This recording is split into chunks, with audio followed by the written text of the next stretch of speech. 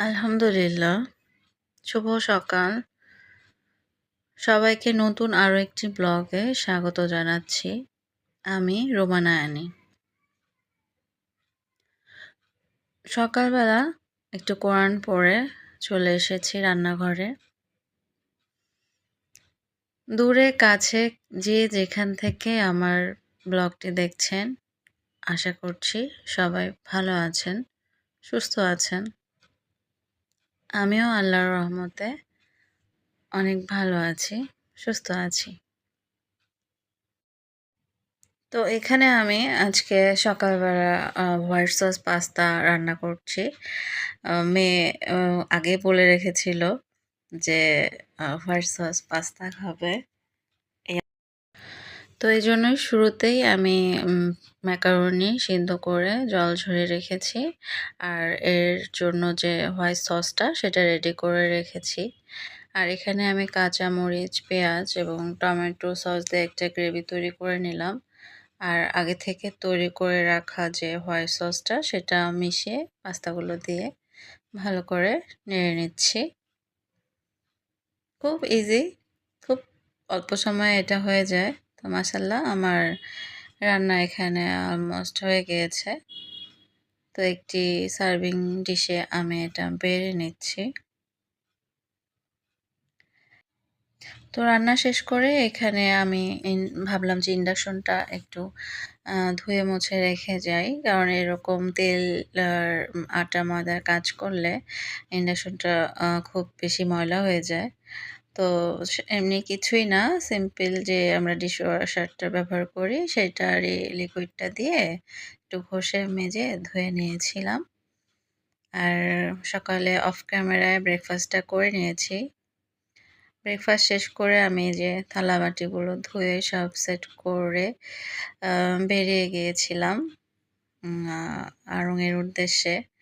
কারণ হচ্ছে বাইরে গেলে কোনোখানে কোনো প্রয়োজনে শপিংয়ে বা কোথাও বাসায় ফিরে আসার পর অনেকটা টায়ার্ড লাগে।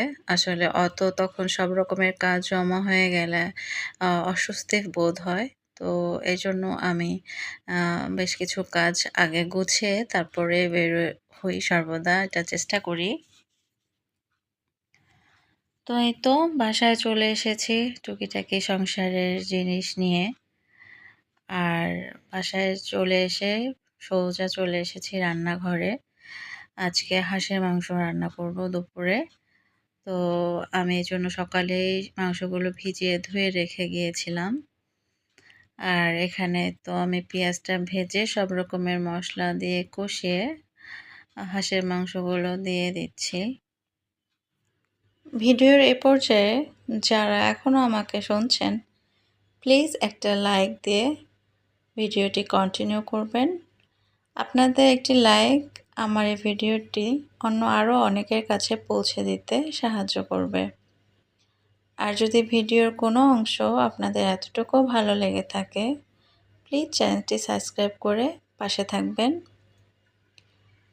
তো এদিকে আমি ওই টেবিলের কাভারটা চেঞ্জ করে নিলাম, ময়লা হয়ে গিয়েছিল আগেরটা, ওটা তুলে ধুতে দিয়ে দিয়েছি।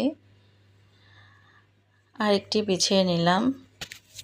আপনাদের সাথে কথা বলতে বলতে আমার এদিকে হাঁসের মাংস অলমোস্ট রান্না হয়ে গিয়েছে। আমার তো হাঁসের মাংস খুবই ভালো লাগে। আপনাদের কার কার হাঁসের মাংস পছন্দ আমাকে অবশ্যই কমেন্টে জানাবেন।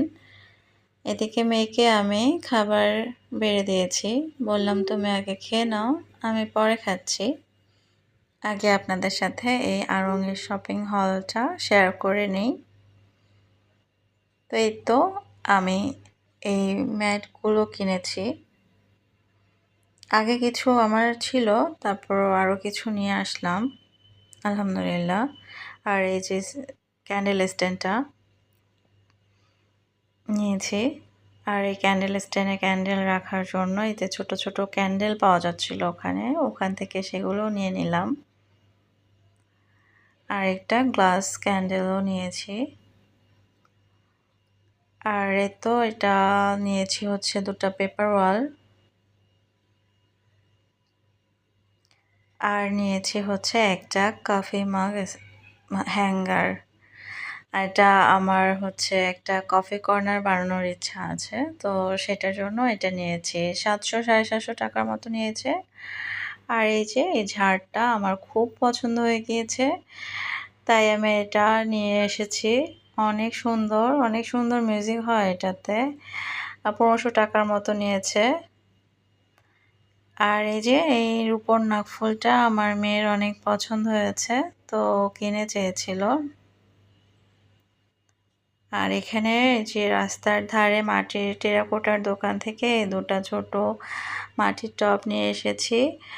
বাসায় ছোট গাছ রেখে ইনডোর প্লান্ট রাখবো আর কি ভেবে। এই তো এই আড়ং থেকে নিয়ে আসা ঝাড়টা আমি এখানে লাগিয়ে দিয়েছি আমার বেডের ঠিক অপোজিটে এবং ব্যালকনির ঠিক সামনে, যাতে করে হাওয়া দিলে ওটাতে একটু মিউজিক হয় এজন্য। তো আজকের ব্লগটা এই পর্যন্তই। সবাই ভালো থাকবেন, সবাইকে ভালো রাখবেন, দোয়াতে আমাকে মনে রাখবেন। আল্লাহ হাফেজ।